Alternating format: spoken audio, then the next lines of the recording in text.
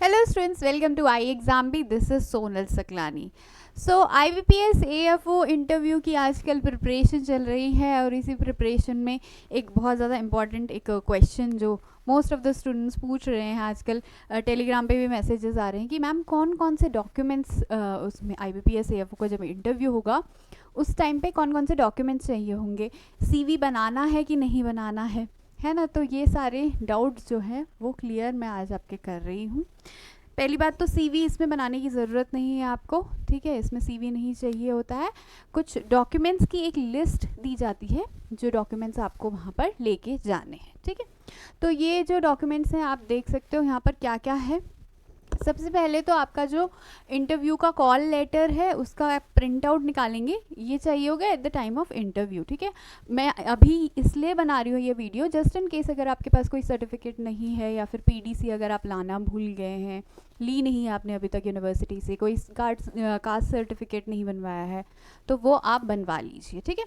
तो लिस्ट क्या क्या है यहाँ पर दिखा दूँ मैं आपको। एक तो आपका पहला तो इंटरव्यू का कॉल लेटर का प्रिंट, वो तो जब आपको मिल जाएगा तब आप लगा सकते हैं। सेकंड है valid system generated print out of online application of जो आपने फॉर्म भरा था उसका एप्लीकेशन फॉर्म। अब इसमें घबराने वाली बात नहीं है, अगर आपके पास आपने नहीं रखा है वो कहीं पर सेव, तो ये जो IBPS AFO है मतलब IBPS है वो ना इंटरव्यू से कुछ दिन पहले लिंक जनरेट कर देता है, वहाँ से आप अपना जो एप्लीकेशन फॉर्म है वो डाउनलोड कर सकते हो, तो उसका आपको प्रिंट आउट लेके जाना है, ठीक है।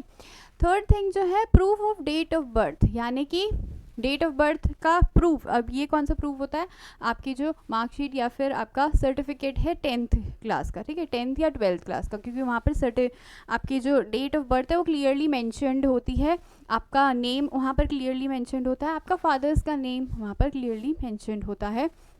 तो ये सारी चीज़ें उसमें मेंशनड होती हैं, इसलिए वो इम्पॉर्टेंट होता है आपके लिए, ठीक है। तो यहाँ पर as a date of birth का प्रूफ आप वो लेके जा सकते हो, या फिर क्या है आपका जो बर्थ सर्टिफिकेट का अगर है अगर आपके पास तो वो भी लेके जा सकते हो, ठीक है। Fourth thing is photo identity proof, मतलब कोई भी ID कार्ड, इसमें ID कार्ड में आपका आधार कार्ड आ गया, पैन कार्ड आ गया, ये सारे जो कार्ड्स होते हैं जो आप एग्ज़ाम टाइम में भी लेके गए होंगे, है ना, एज ए ID प्रूफ, वो सारे उनमें से कोई भी आप एक यहाँ पर लेके जाएंगे, ठीक है।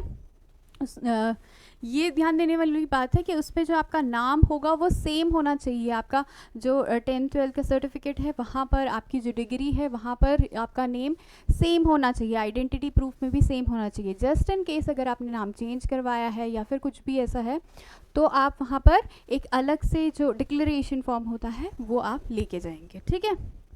नेक्स्ट इज मार्कशीट और सर्टिफिकेट्स ऑफ एजुकेशनल क्वालिफिकेशन है, यानी कि आपका एक तो एजुकेशनल क्वालिफिकेशन इसमें कंपलसरी क्या थी, BSc एग्रीकल्चर, है ना। तो BSc एग्रीकल्चर की आपके ईयर वाइज अगर आपको सर्टिफिकेट मिलते हैं या फिर मार्कशीट मिलती है वो लेके जाएं, या फिर अगर आपके पास कंसोलिडेटेड एक ही मार्कशीट है जो एट द एंड मिलती है तो वो आपको लेके जानी है, ठीक है, मार्कशीट और आपके सर्टिफिकेट।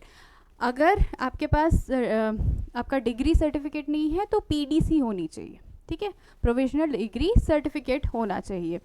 किस डेट का, ऑन और बिफोर 21/8/2023, क्योंकि इस टाइम पे नोटिफिकेशन आया था ना, तो उस डेट से पहले आपकी जो डिग्री है वो कंप्लीट होनी चाहिए, ठीक है। फिर आता है इम्पॉर्टेंट आपका कास्ट सर्टिफिकेट। सो कास्ट सर्टिफिकेट में SC ST OBC EWS जितने भी सर्टिफिकेट्स रिक्वायर्ड हैं जो आपने अगर वहाँ पर फिल करा है तो वो आपको दिखाने हैं, और ये स्टेट लेवल के नहीं चलेंगे, सेंट्रल लेवल के, ठीक है। सो सेंट्रल लेवल के SC ST certificate, OBC certificate या EWS सर्टिफिकेट अगर आपने रिन्यू नहीं करवाया तो रिन्यू करवा सकते हो, अभी आपके पास प्लेंटी ऑफ टाइम है, ठीक है। तो ये सारा करवाना है। इसके साथ साथ other qualification, just in case अगर किसी ने MSc भी कर रखा है, ठीक है, पोस्ट ग्रेजुएशन कर रखा है, तो उसके मार्कशीट या डिग्री उसकी वो भी आप लेके जाएंगे वहाँ पर। फिर क्या है, एक्सपीरियंस सर्टिफिकेट, अगर आप कहीं पर प्राइवेट में काम करते हैं या फिर किसी भी प्राइवेट फॉर्म में अगर आप काम करते हैं, अगर आपने मेंशन किया हुआ है तो उसका एक्सपीरियंस सर्टिफिकेट रिक्वायर्ड है। और अगर आप किसी PSU पब्लिक सेक्टर अंडरटेकिंग में अगर आप काम करते हैं तो उन सारे कैंडिडेट्स को NOC सर्टिफिकेट ले जाना ज़रूरी है, नॉन ऑब्जेक्टिफाइंग सर्टिफिकेट, ठीक है, नो ऑब्जेक्शन सर्टिफिकेट, सॉरी इसका नाम इसका फुल फॉर्म होता है नो ऑब्जेक्शन सर्टिफिकेट, यानी कि आपके जो एम्प्लॉयर हैं उनको कोई दिक्कत नहीं है, कोई ऑब्जेक्शन नहीं है आपका ये इंटरव्यू देने से, ठीक है। सो उनके लिए ये इम्पॉर्टेंट है। और साथ ही साथ आपकी फ़ोटोग्राफ्स, जो फोटोग्राफ्स आपने एप्लीकेशन फॉर्म के टाइम पे जो वहाँ पर लगाई थी, वहाँ पर लिखा था ना कि इसकी 8 फोटोकॉपीज़ जो है, मतलब 8 कॉपीज़ जो हैं इस फोटोग्राफ की आपके पास होनी चाहिए, वहाँ पर लिखा हुआ था क्लियरली मेंशन, ठीक है।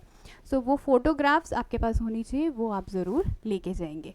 और भी किसी तरह का अगर डाउट है तो आप नीचे कमेंट सेक्शन में लिखिएगा, ठीक है। ये सारे तो जो जो चीज़ें चाहिए होती है वो हैं।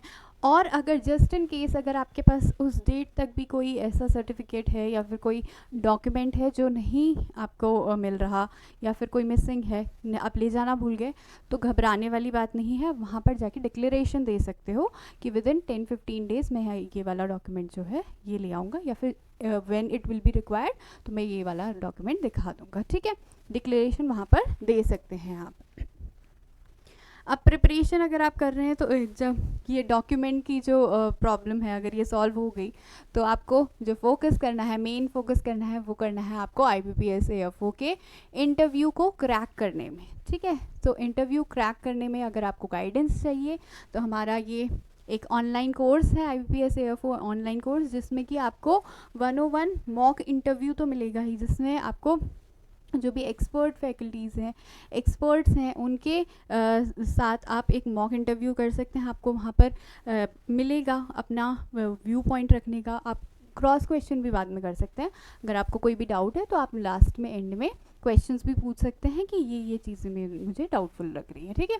इंटरव्यू के टिप्स रेगुलरली इसमें मिलेंगे, फीडबैक आपको मिलेगा, और साथ ही साथ लाइव क्लासेस भी हैं। लाइव क्लासेस का जो शेड्यूल है वो यहाँ पर दिखा देती हूँ। 5 पूरे सेशन होने वाले हैं इसमें भी जो डाउट क्लियरिंग सेशंस हैं ये, तो आप किसी भी तरह का आपको डाउट हो तो यहाँ पर आप अपना डाउट क्लियर कर सकते हैं, ठीक है।